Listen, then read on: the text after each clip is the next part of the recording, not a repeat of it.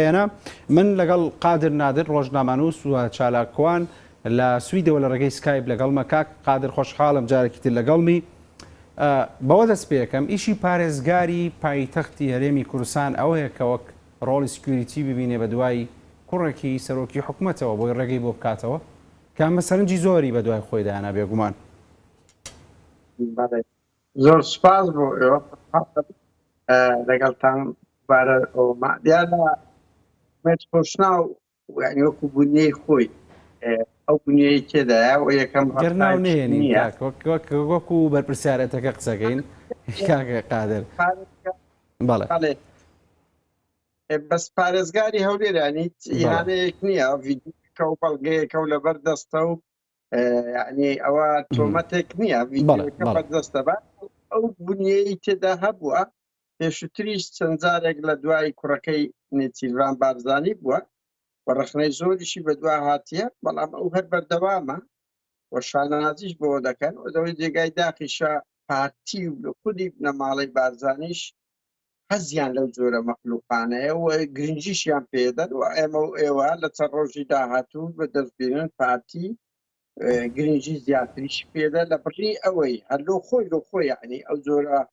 پارێزگارانە لە ناو کۆمەلگای کوردیش مەقبول بوون یعنی خەڵکی هەولێر خەڵکی کوردستان نخبەی سیاسی سەقاتی کەس لەگەڵ ئەو شێوە ڕەفتارانە نییە یەکێک بە پارێزگار متەسەڕفی شارێک بێت و بە خۆمان دەزانین کە پارێزگاری پایتەخت چەند گرنگە یعنی مەسەن لە وڵاتێک وەکو تورکیا تەوازنی سیاسی گۆڕیە و ئەو لە دوای وەزیری ناوخۆ دێ لە ڕووی ئیداری و ئەمنیەوە باشە چۆن دەکرێت لە دوو پاسەوانێکی وا لە دوو یەکێک بکات کە هیچ پلە و پۆستشی نییە تەنیان لەبەر ئەوی کوڕی سەرۆکی حکوومەتە یعنی هیچ پۆستیشی نییە و بەو شێوەیە ئیهانە بکرێت نەداوای لێبوردن بکە نەدەست بچێشتەوە نەڕوونکردنەوە بدە یعنی ئەوە کار ئەو ڕۆدیتم لە ئەوەش دانیش بوو لە یادێک دانیش بوو زۆر ئەوەتی کە ئەنەمە نەبایدی چێ نەباراننی ئەوە کارە سادەکەت پارێزگاری پایتەختێک ئەو هەموو ڕەخنە و ڕسوایی و باش بێ کەچی بەڵێ زۆر ئاسایی کاک قادر ینی هەندێک جار مەسەلەن ینی بۆ بە تەنها ئێمە ڕەخنە لە پارێزگاری هەولێر بگرین زۆر ئیڤێنتی فەرمی حکوومەت هەیە کە کوڕی بەرپرسە باڵاکان کوڕی سەرۆکی حکوومەت کوڕی سەرۆکی هەرێم لە پێشەوەی ئیڤێنتەکە دادەنیشن و ئێمە بەرپرسانی باڵا دەبینی کە لە دوای ئەمانەوە دانیشتون ئەنی مەبەستم هەر بە تەنها پارێزگاری هەولێر نییە کە ئەمەی بەسەر هات بێ یان ئاوا مامەڵی لەگەڵا کرد بێ کرابێت من لەگەڵت دام نەکرد ئەوە وەراتو سیرکە سیستەمی حکومڕانی کۆمەڵێک مناڵی ئەو بەرپرسانە بەڕێوەی دەبن لە تابقی سەرێ تا دێ خوارەوە یعنی دەستی پێکرد ینی سیستەمەکە وایە دووش یعنی ئەوە نییە لە لای بەس پارتی لای چێتیشەیە ینی لە بەوەمانە کوڕانی تاالبانی لە کونما ئەوەیەک هاتن پەیدا بوون و دوو پۆستی هەرە باڵای کولفی کولیان وەرگرتووە کوڕی کۆسرات یعنی کوڕینە شیروان مستەفا لە ناو گۆڕان ڕاستە لە سێبەرن بەڵام زۆر باڵا دەستن ئیتر ئەوە شتەشی نوێ نییە بەڵام ئەوەی بۆ ئێمە جێگای ئەوەیە ئەو ڕووداوا کە لەگەڵ کەسێکە کە هیچ پۆستی نییە و دوو ئەوە تەسکیەوە ناکە مادام سیستەمەکەوە ئیدل پارێزگاری زۆر بەس بڕوا بکەن من نمونەیەک لێرە بڵێمە خودی بارزانی حەزی لەو نۆعە مەخلوقانەیە کەسێک هەبوو یەک بابەتی لەسەر بارزانی نووسی بڕوا بکەن کەسێکی زۆر لاواز و تێکشکاویش بوو لە ناو پارتی لەسەر ئەو بابەتی کردی ڕایشکاری کرد من لەبەرم گۆ بناوەکە کاک قادر بەڵێ هەز دەکرێت کە ئەم ڕووداوانە ئەم شێوازەی مامەڵەکردە لەگەڵ بەرپرسان لەگەڵ پەرلەمانتار تەنانەت زۆر جار لە هەندێک لە بۆنەکان لەگەڵ سەرۆکی پەرلەمان هەندێک ڕووداومان بینیوە هەندێک جوڵە و مامەڵەمان بینیوە کە خەڵکێک کە لە ئەتیکێتی کاری حکومڕانیوانە دەزانێت ڕەخنە دەگرێت ئەمە سوتفە نییە ئامادەکردنی مناڵ و کەسی یەکەمی بەرپرسانی باڵایە بۆ هاتنە پێشەوە تۆ ژوای دەبینی نەنا بێگومان ئەوە نقاش دەدانە مەسرور بارزانی لە ئێستاکەوە ئامادەکاری دەکات لە 2030 یار ئەگەر بمێنن کوڕەکەی بێتە جێ ئەگەر سەیری بکەین نێچیریش بە هەمان شێوە دەیکاتن یعنی هەردوو لایەن لە ڕکابەرێکی گەورەشدانە بێگومان ئەوە بەشەکە لەو هەڵمەتەی وە دەمەوێت خاڵی کەس بڵێن یعنی ئەمە ئەو هەموو ڕخنەکانمان ئاڕاستەی پارێزگار بوو وەڵام دەوێمە ئاراست ڕخنەکانیشمان ئاڕاستەوە بێت يعني هەتا کەنجی لەسەر دەمەکدا کە ئەو ڕۆ خەڵک نیقاش لەسەر وجودی هەموو ئیلاهەکان دەکات و خەڵک نیقاش لەسەر هەرچی پیرۆزیە دەکات چیە لەو سەردەمەی کە تەقدیس کە پیرۆزی هەمووی تێکشکە دێن مناڵەکانی خۆشیان و بە خۆشیان بە پیرۆزتر لە هەموو خەتەچی نیشتیمانی و خەتی سووردا دەبن یعنی خەتی سوور ئێستا لایوان من بۆ خۆم دەزانی زۆرترین پەیوەندیم کردیە بڕوا کە لەو ڕۆژانە پەیوەندیم بەیەکێک ڕەپسەکانی پارتی کرد وتی کاکە تۆ قسە لەسەر بنەماڵەی بارزانی دەکەی بۆیە کەس ئامادە نییە قسە لەگەڵ بکە یعنی لایوان چ دەکەی ئاساییە گرنگ قسە لەسەر تەقدیسی وان مەکە یعنی ئەوە دەردەکەی یعنی ئەو عەقڵی تەقدیسکردنە کە منەوەکو گوتم خودی ماڵی بارزانی مەدالیاش دەدەن بە پارێزگاری هەولێر لەبەرەوەی حەزیان لێ تەقدیس بکرێت کە ئەوە دیاردەیەکی زۆر قێزەوەنە لە هەموو دنیا بوونی نییە باشە نمونونەکەمان بۆ بژێڕەوە بەڵێ ئۆلف پالمە لێرە هەموو سویدێک خۆش دێ بە چەپ و ڕاست بە کریستین و بە کۆنە پارێزەرەکان و هەموو حیزبەکان بڕوا بکەن ڕێزش تایبەتی هەیە بەڵام لەو سویدەی هیچ تەقدیس نییە ڕخنەی لێ دەگیرێ و هاوکات یەک بەردی گچکە لەسەری نووسرا ئەوە شوێنی تیرۆری ئۆلف پالمەیە پەیکەرە چی نییە بەڵام چیان لۆ کردیان جگەلەوە لە دڵ و دەرونی هەموو خەڵکدا بە ئێمەشەوە کابراایەکی ئەوە بۆ بەڵام ناوەندێکیان لۆ کردۆ سنتەری ئۆلف پالمە کە دەمی دیموکراسیەت دەکات ئەنی تەقدیس لێرە دروست ناکرێت تەقدیس بە خۆی دروست دەبێتن یعنی هەموو خەڵکانێک کە جوانێکیان هەتا لە ناو کۆمەلگای کوردی چاندیە خەڵک لە دڵ و دەرون خۆش دێ ناکرێت بە زۆرە بلێ ئەو بکرێت من دەمەوێت نمونێ بێن ئەو ڤیدیۆی ئەو ڕۆکە ئینقلابی کرد هات لای ئەو برادرانەی ئێمە لە خودی پەیجەکانی پارتی و کوڕەکانی مەسعود بارزانیەوە پەیدا بووە یعنی ئەوان وەکو ئیهانە بڵاویان کردەوە لەوەی تەقدیسی خۆیان پیشان بدەن بەڵێ باش بەڵام زۆر جار ینی دەوتێت کە ئەمە جۆرێکە لە سوکاتیکردنیش تەنانەت بە خودی شاری هەولێر و پارێزگارەکەی تۆ باسی لەوە کرد کە لە پەیج و شوێنە تایبەتیەکانی دەسەڵات و پارتیەوە بڵاو بۆتەوە ئەم گرتە ڤیدیۆیە ئەوان نەکرد ئەوە پارێزگای هەولێر هەموو کوردستان وا دەکەن قسەیەکی خۆیان پێ ئەگەر هەموو کێشەی کورد بدۆڕێ لایەن ئاسایی گرن قسەکەی خۆیان بێ یعنی ئەوە ڕەفتارێکە تێیاندا هەیە هەر لەسەر هەولێر نییە بەڵام بێگومان ئەوەی ئەو پارێزگارە کردی ئیهانەیەکی گەورەیە لە بۆ خودی خەڵکی شارەکەش بە هیوان خەڵکی شاری هەولێر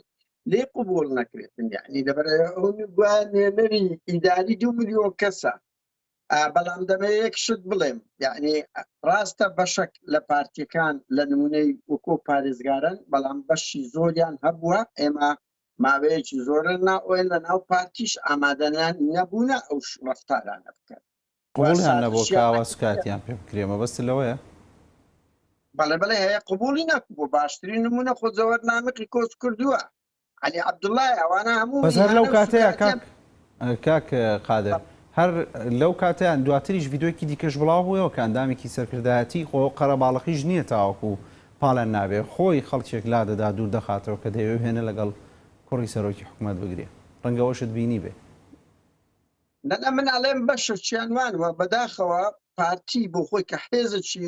باڵادەستە لە هەرێم حەزی لەو مەخلوقانەیە بەڵام حتا لە ناو پارتیش ئەو نەوع مەقبول نییە بۆ یعنی من لە نزیکەوە ئاگام لێ ئەوە نییە هەموو پارتێک ئەوەی پێخۆشە بۆیە ببینە هەموو پارتیە قەدیمەکان یان ئەو پارتیانە حسک و ئەوانە بوونە چوونە ناو پارتی بەو شێوەیە ڕەفتار ناکەن لە ناو وەکو گوتم دوو کەس قوربانی دەستی ئەو عەقڵەیە یەکێک لەوانە جەوهەرنامەق بوو کە ئامادە نەبوو زۆر سازش لە بۆ خودی نێچیروان بارزانیش بکاتن و خودی عەلی عەبدوڵڵاش لێدانی خواردی لەبەرەوەی ئامادە نەبوونە جێگری مەسعود بارزانی بووە یعنی بەڵام ماڵی بارزانی حەزیان لەو نۆع مەخلوقانەیە و برەویشی پێدەدەن و هەر کەسە گرنگیان پێ بدە ئەوان لایەن ئەوە مرۆڤی باشە ڕاستە کە ئێمە لەسەر ئەم گرتە ڤیددیوی قسە لەگەڵەوە دەکەین بەڵام خۆ ئەمە یعنی هەر بە تەنها لە هەولێر یاخود لای پارتی وانە زۆر جار ئێمە دەبینین کە بۆنەیەکی ئاسایی هەیە ژمارێکی زۆر خەڵک بەم جلە سەربازی وینانەوە بڵاو دەکەنەوە خەڵکێکی حیزبی دێنن بۆی کە دەستکەن بە سێڵفی گرتن و زۆر شت کە ڕەنگە ئێوە تێبینیشتانە و بێ لە سەرەوەی لێرەش و لەوێش ینی ئەم جۆرە لە مامەڵەکردن تێنەپەڕیوە بەسەر بەرپرسانی کووردا ینی تۆ بەرپرسێکی ئەوروپی یان کەسایەتێکی سیاسی دەبینیت چەند سادە و مەدەنیە لە نێو خەڵک لە نێو میترۆ کە ئێوە لە تۆ لە سویدی سەدان نمونیوات بینیوە ینی بۆ بەرپرسەکانی ئێمە بەم جۆرە حەز دەکەن وا دەرکەون حەز دەکەن ئاوا مامەڵیان لەگەڵ کرێت لە کاتێکدا ئەسلی وێنەکەوا نییە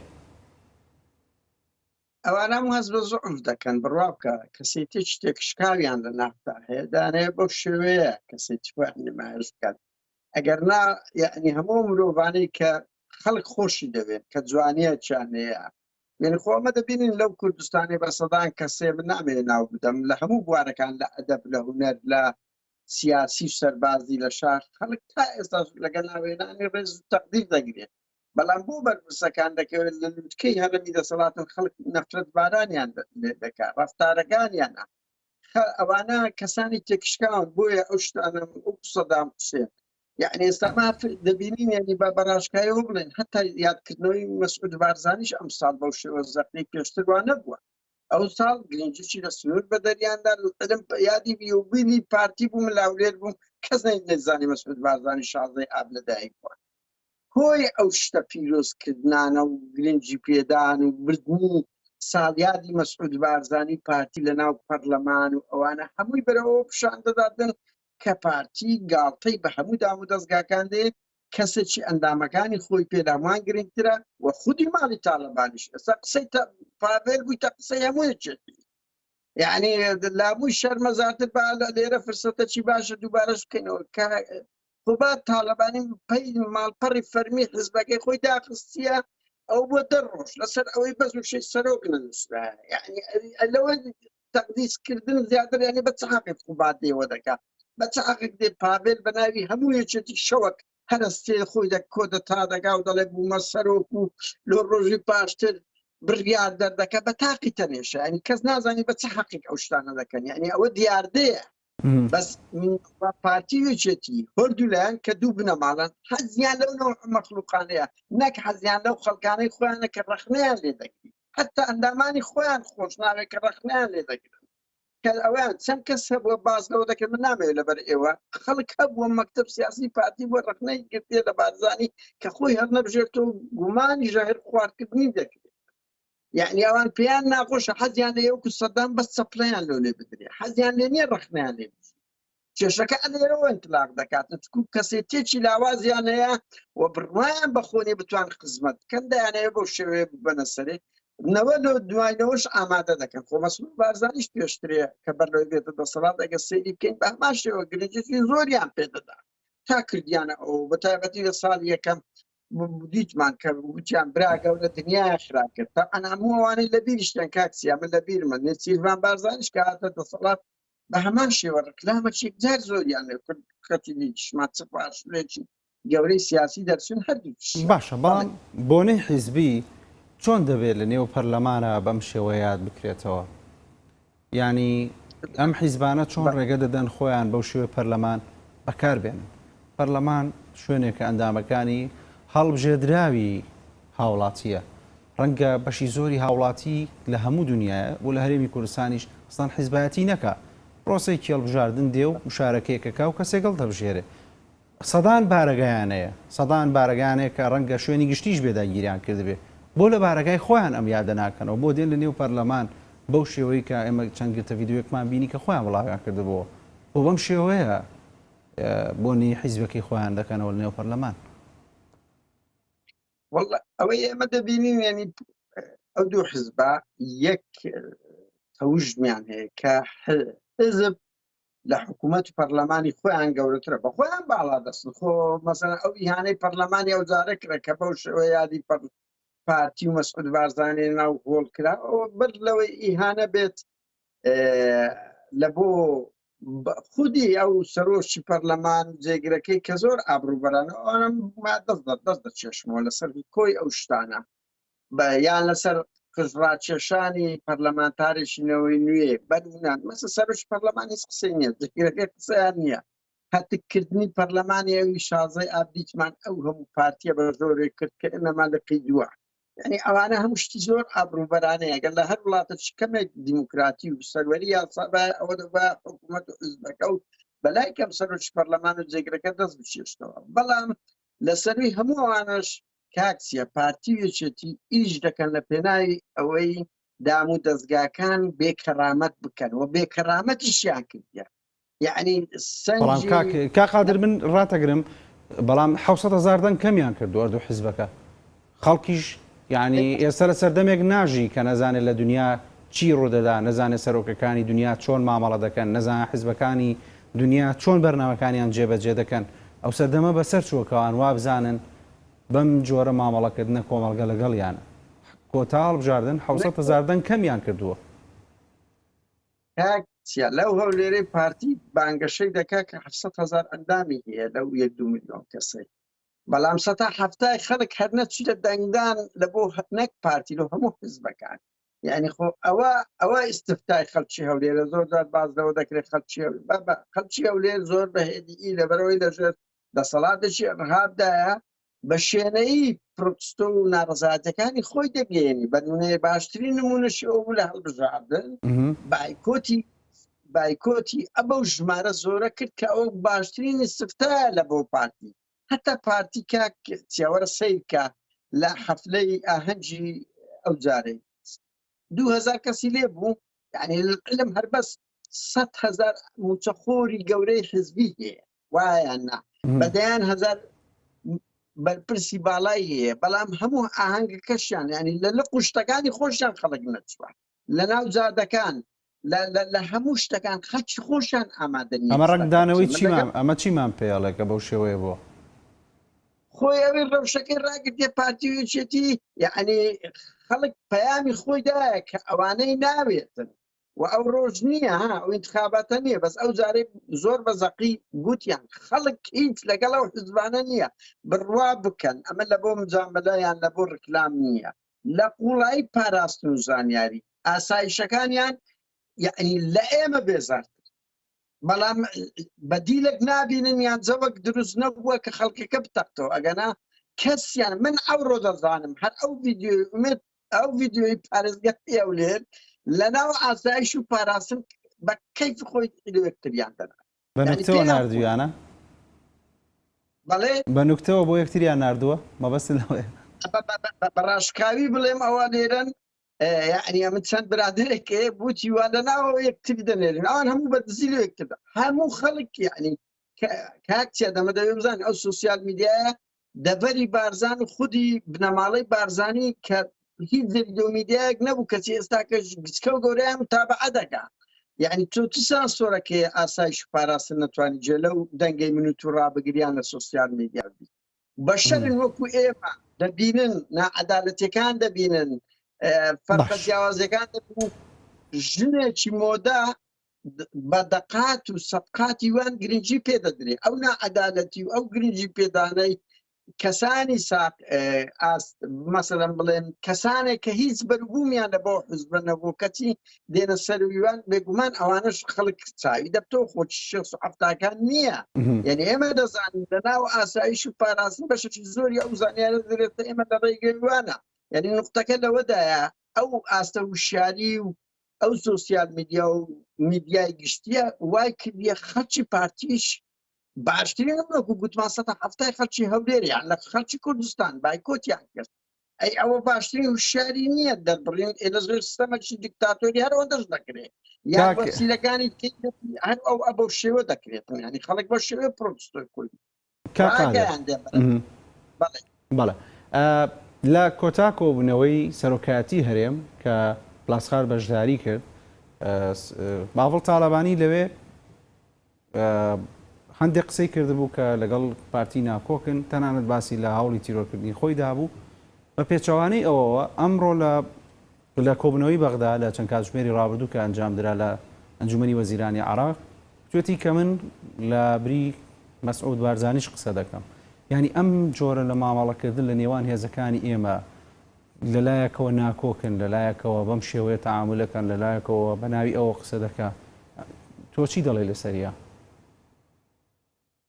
ململانەی ئەو دوو هێزە ململانەیەک نییە لەسەر ئاسی خزمەت گوزاری سیاسەتی جیا ململانەکانی شتی شخصی و هەندێک کێشەی بڕوا کە تا ئاسی کێشەی کۆمەڵایەتیش تێدا هەیە یعنی مەسەلە لە شوێنە گرنگی بەیەک نەدرێ بۆیە لە حاڵەتێک دەگەێنە مریشکە ڕەشە دوای ئەوە بە ناوی یەکتریەوە قسە دەکەن خلافی ئەو دوو حزب و ئەو دوو بنەماڵە خلافەشی سەرچی نییە هەمومان متەهین خلافەشی لەسەر سوڵتە و دەسەڵات و پێگەیە هەر ئەوەندەیە بۆیە بە شەو ڕۆژێک دەگەێنە مریشکە ڕەشە بە شەو ڕۆژە شتای دەبەزێنەوە دەبنە برای یەکتری اتفاقی استراتیژیش دەکەنەوە بە دووریش مەزار ڕۆژێک ببنە یەک حزبیش یانیەوە کەی جملەی پاڤل تاالبانی دەکری هەر پێوەری ئێستا لە ڕێی پراکتیکەوە ئەمە هیچ جیاوازێکی گەورە لە نێوان ئەو دوو هێزە نابینێ بەسمایە تەسیق ببنە یەک حزب وەکو دیموکرات و کۆمەڵی ئێران بەڵێ کاقادر من شتێکم نەماوە بەڵام تۆ ئەم وەکو ڕۆژنامەنووس ئەمەکو چالاکوان لە سوید لە وڵاتانی دیکە شاوڕێت زۆرە هیچ ڕۆژنامەنووس و کەسایەتێکی بیانی ئەم ڤیددیوانت بۆ نانێرنەوە تعلیقت لێ نایەن کە تۆ چونکە کورد ئەم هەمومان کوردین شانازی بە کوردبوونی خۆمانەوە دەکەین بەڵام بێگومان هەڵەی بەرپرسێکی سیاسی ئەمە ڕەنگە دوجار ڕوبەڕوومان بکرێتەوە بۆمان بنێرن و پرسیارمان لێ بکەن و وانە؟ وڵی ئێمە بۆ خۆمان ینی ئەو ڤیددیۆمان لە وەزارەتی دەرەوەی سوید نردووە ینی بەڕاستی کە بزانن حکوومەتێک دەکرێت بەڵام من دەتوانم ئەوە بڵێم لە هەندێک لەو پەرلەمانتارانەی برادەر ئەمە دەنێرین بەڵام من دەبێت ئەوە بڵێم لەناو ئەوروپا کوردانی ئەوروپا جیلێکی مناڵەکان من پێڕاگەیشتە ئەو جیلە کە دەکرێت خەڵکی بیانیش یعنی هەر یەکەو مەسەن کوڕی من لەگەڵ هەندێک سویدی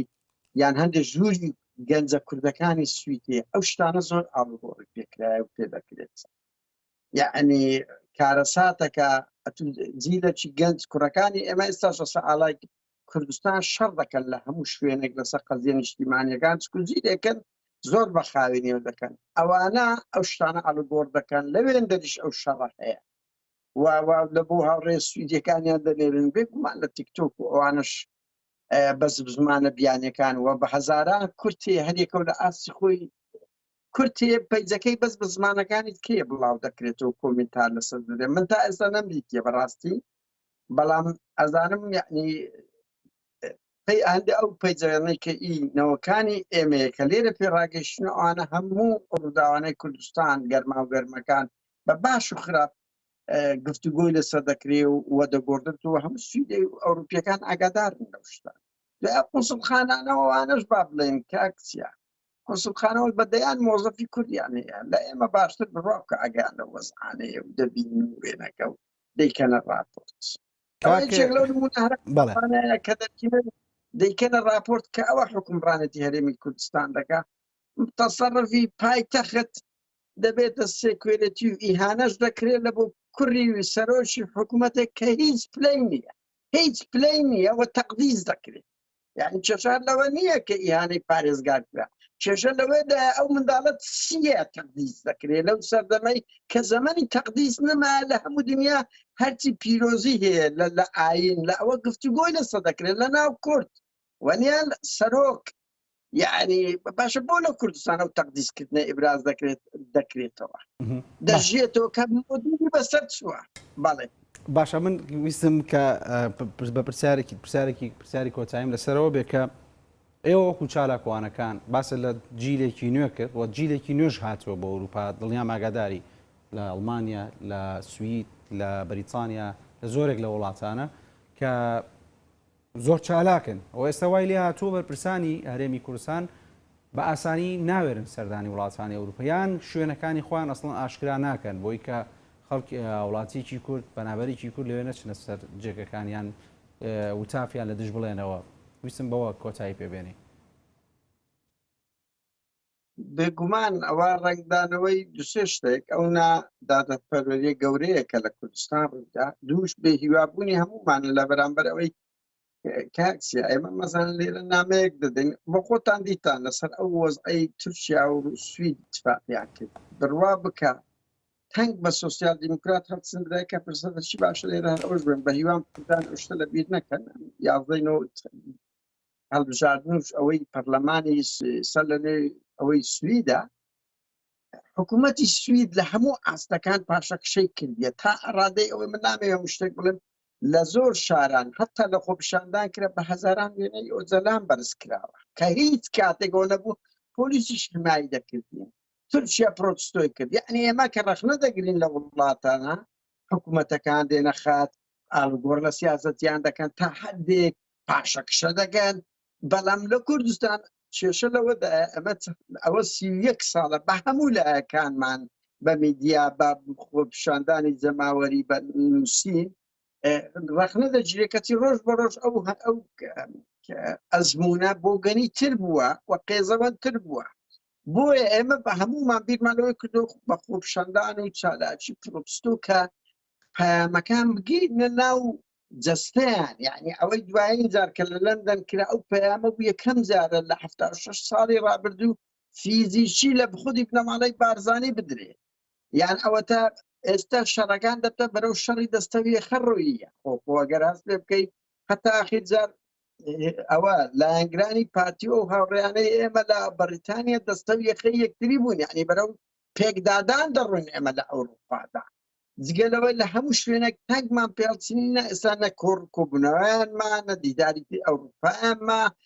حتا نە سەفرە و سیاحەیانمە نە پیاسەیەکی بە مرتاحیانمە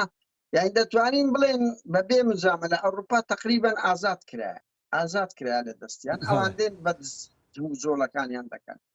ئێوەش شەڕەکە بۆ ئەوەی ئاڵوگۆڕ بە خۆیاندا بکەن ئەگەر ئەمە دەزانین لە ئەوروپا خۆمەت ناگۆڕێ بەڵام فشارێکی معنەوی لە بۆ دەنگە ئازادەکانی کوردستانەوە شێوەیە کە لە فشار کە ئەو حکوومەتە بگۆڕێ ئەگەر ناک بێگومان من دڵنیام کاکسیم دەبێەوە بڵێم ئێمە مانان بە مەدەنی ئیش دەکەن ڕۆژگارێک دادەی خەڵکی لەوە زیاتر دەڕوا لە ئەوروپا سپاس بۆ تۆ کاک قادر من کاتەکەمەرەوە نەبوو خۆشحاڵم لەگەڵم بووی قادر نادر ڕۆژنامەنووس چالاکوان لە ڕێگەی سکایپۆ لە سویدەوە لەگەڵم بووی سپاس بۆ بەشداریت لەگەڵمان